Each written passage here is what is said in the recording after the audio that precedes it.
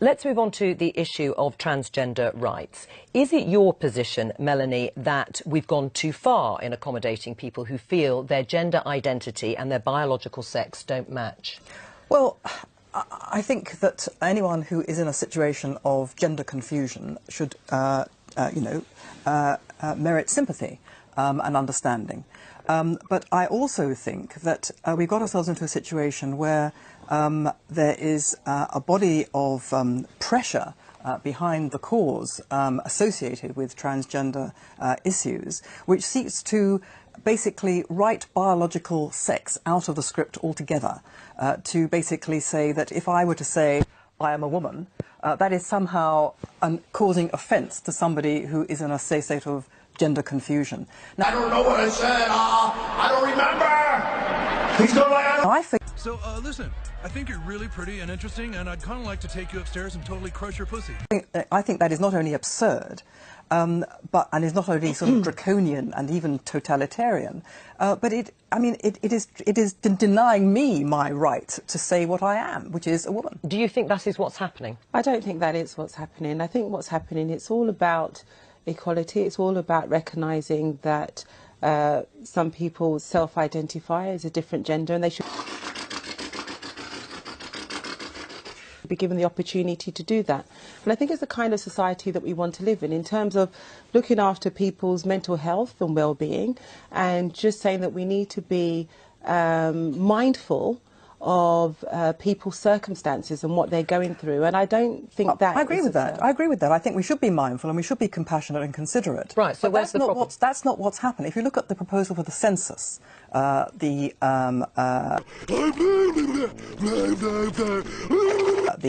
proposal that people should not be required to say whether they're male or female, the proposal, the sort of consultation document says that it was thought to be irrelevant, unacceptable and intrusive to be asking about sex. But the crucial point is this: the option of adding a third choice of other, male, female, other, was considered problematic because it was thought to homogenise trans people and differentiate them from the rest of society. Now, so here you have a situation where, in my view, that's what should happen. If the census people, if people are concerned that transgender people don't find a place in the census questionnaire which simply says, are you male or female, fine, have other. But no, you can't have other, because to have other would somehow cause offence. In which case, I cannot say on the census, I can say on the census that I am a woman, but the census overall will no longer be reliable as the principal source of statistical information about men and women in the country. And isn't that can't be right. Is that a problem for planning, for services going forward, if you cannot have reliable figures about who is the male and who is female, and those that identify as neither? Absolutely, but I mean, I'm not quite sure if this is a concrete proposal. And I think it's about terminology. So as I understand it, having read it, I read it that it wasn't about, they were going to change the language of sex to gender. And so it's not that you'd be denying saying whether you're male or female, or either it would be just changing the language from sex to gender, which I agree with.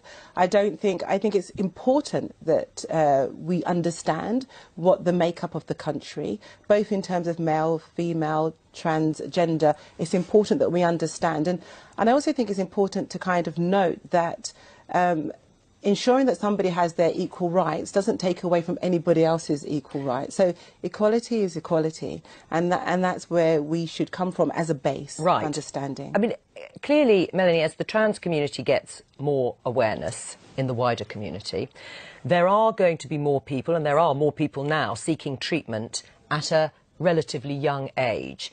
Isn't that long overdue? Well, it may well be that there was treatment that such people require that they weren't getting, in which case I'm very glad if they're now getting it. What worries me, however, is that as far as specifically as far as children, for example, are concerned, what is often a passing phase of thinking that you're of the opposite sex, and which passes quite normally, is being medicalised. I got your dick! I'm gonna cut your dick! and these children are having a label hung around their neck, and inappropriate medical intervention is taking place.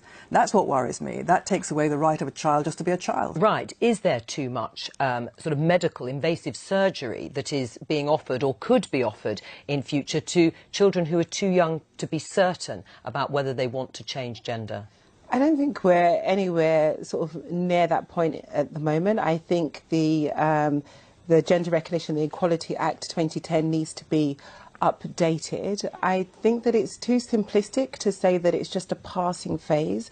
And as I said, I think we have to be mindful in regards to how people feel and the journey that they're going through in terms of their sexuality, and how we talk about it, how we address those situations has to be done with care and compassion every time we have a conversation about it. Right. So, do you think people who are uncomfortable with or sceptical about this issue, who may say it is a passing phase or there's just too much noise around transgender or gender issues in general, do you think some of that is transphobic in your mind?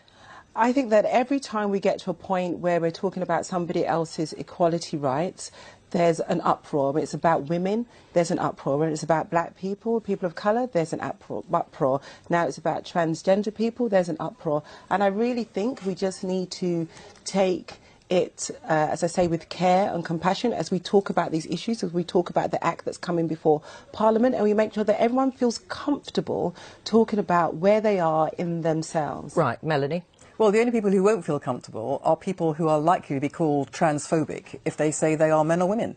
And if they say that certain people are men or women, if somebody gives birth, it's not a pregnant person, it's a pregnant woman. That person who says it's a pregnant woman is likely to be called transphobic, and as we saw with the case of Germaine Greer, is likely to be howled off the stage. This is a weapon for a very authoritarian, very intolerant set of attitudes masquerading as compassion. All right, we're going to leave it there because... Oh, yeah!